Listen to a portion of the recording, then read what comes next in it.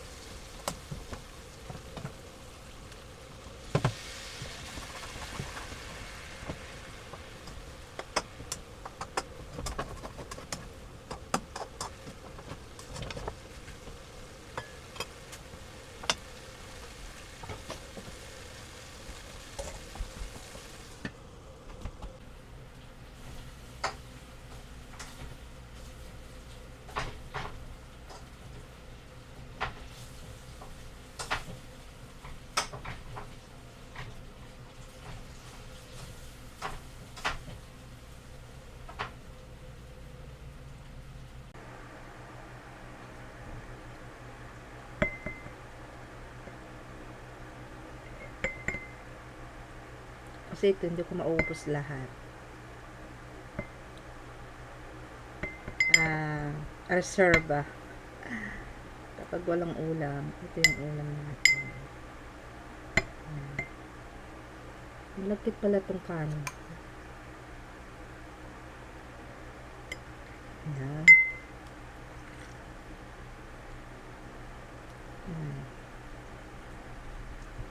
O, diba? So, reserve lang siya. So, ngayon, habang wala pa yung mga kasama ko sa bahay, ayan, tingnan natin ang ating minuto.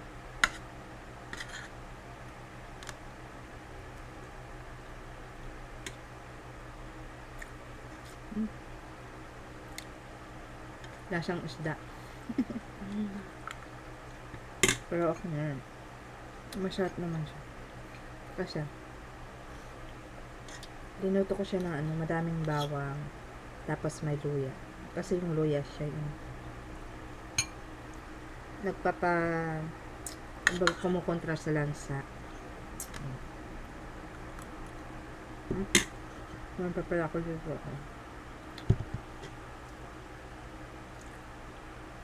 Ulam namin ito kagabi. Ulam ko pala. Hindi nila ulam. Kasi ako lang yung kumain. Ang sarap. Ang sarap ng niluto ko. Grabe.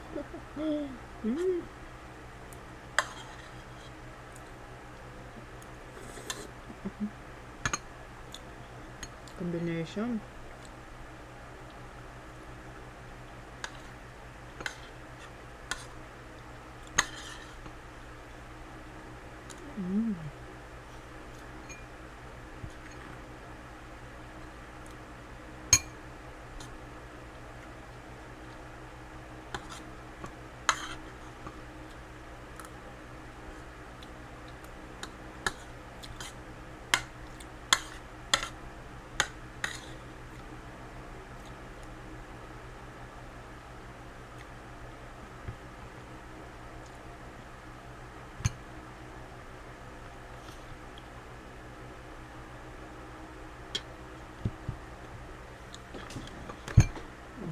Kain tayo.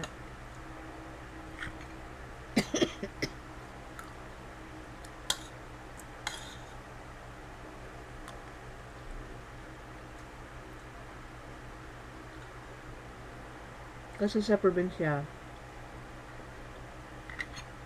ang partner mo lang dito, talbos ng kamote. O kaya, pritong talong.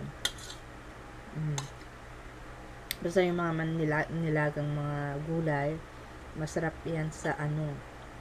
Masarap ito sa partner. Kahit walang karne, mas masarap pa rin yan.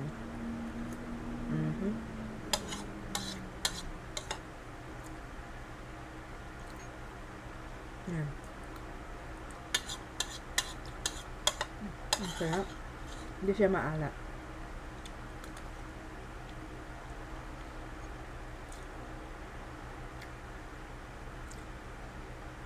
Kasi nilagay ko ditong asin. Yung Himalayan salt. Yung ginaganon. Ang tunaw. Panggiling. Grind. Himalayan salt. So, hindi mo mapapadami yung asin. Ang sarap. Ang simala. Grabe.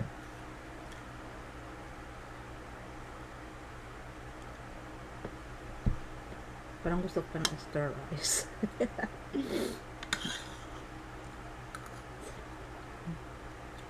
Teka lang ha. So, ito na. Nag-extra rice ako, guys. Mga ka-friendship. Ayan. Kaibigan. Kasi ang sarap siya. Ang sarap kasi. Hindi siya yung maalat. Hindi maalat ang pagkagawa. Tapos yung ano,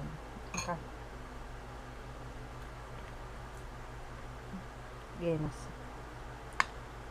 Yan ang mga Ilocano. Masarap yung kontento na kandiyan sa mga ganyan. Buro-buro.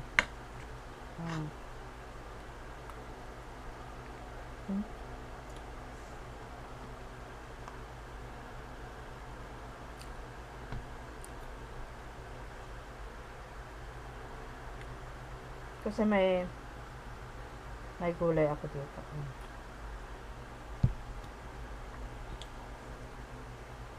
Sarap naman.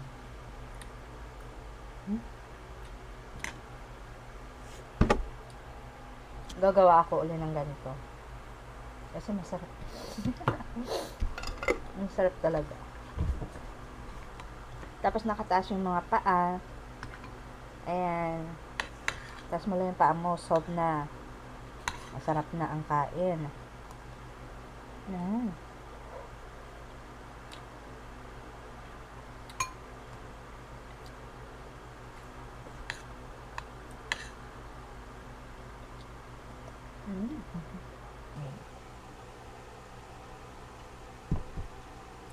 So, reserve ko na yan kasi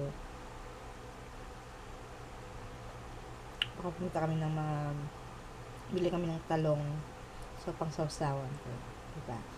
Sir. Ayan guys. So, ayan mga ka-friendship, maraming salamat, sana nagustuhan nyo ang aking vlog today. Bye!